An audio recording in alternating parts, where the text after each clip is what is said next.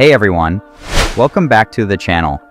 Today, we're taking a deep dive into a phone that many people still love, even in 2025, and that's the iPhone 11.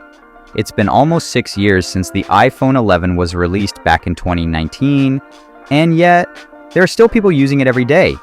So the big question is the iPhone 11 still worth using in 2025? Let's break it down: performance, camera, battery, software, and whether it still holds up in today's world. Let's start with performance.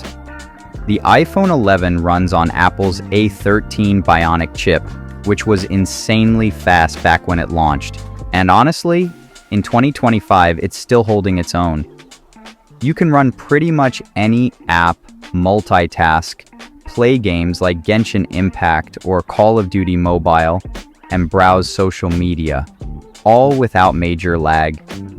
Sure, it's not as fast as the latest iPhone 16 or whatever is out now, but it's not slow by any means. For everyday use, it still feels smooth and snappy. Now here's the good news, and the iPhone 11 is still supported by Apple in 2025. As of now, it runs the latest version of iOS, and that means you get new features. You get the latest security updates. You can run all the newest apps from the App Store.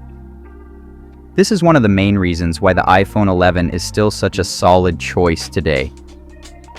Apple's long-term software support is one of the best in the industry. Let's talk about the camera.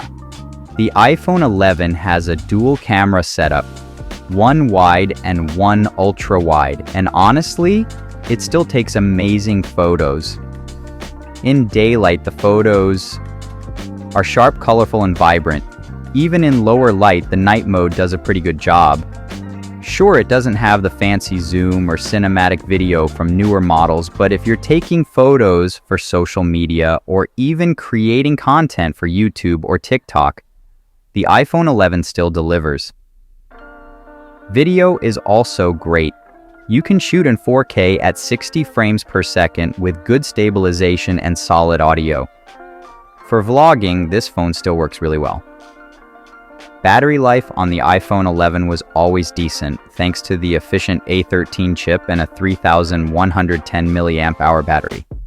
In 2025, if your battery is original, it's probably worn out, so don't be surprised if it drains quickly. But here's the thing. You can replace the battery, and after that, it's like having a new phone again.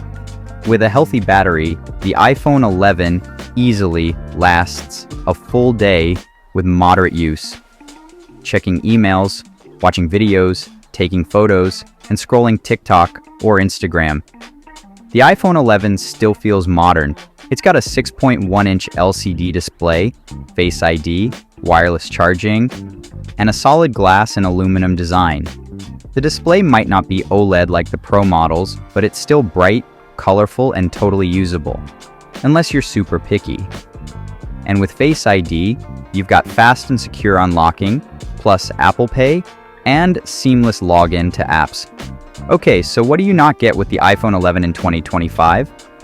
No 120Hz display, no 5G, just 4G LTE, no MagSafe, no Ultra Zoom or LiDAR for AR, no promotion or always-on display.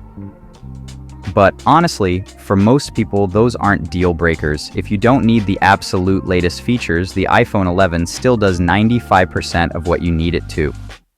If you're a student, a casual user, someone who wants a backup phone, or even a creator just getting started, the iPhone 11 is still a great choice. It's fast, reliable, has a great camera, and it's still getting updates from Apple. Best of all, you can pick one up used or refurbished for a low price, which makes it a budget-friendly option that still feels premium. So, final verdict? Is the iPhone 11 worth using in 2025? Absolutely. It might not have every latest feature, but it's still a fantastic phone that can handle just about anything you throw at it. If you're using one right now, you're not behind. you're just smart with your tech. Let me know in the comments, are you still using the iPhone 11? Or have you moved on to something newer? Thanks so much for watching.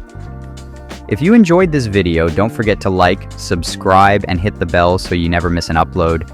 Catch you in the next one.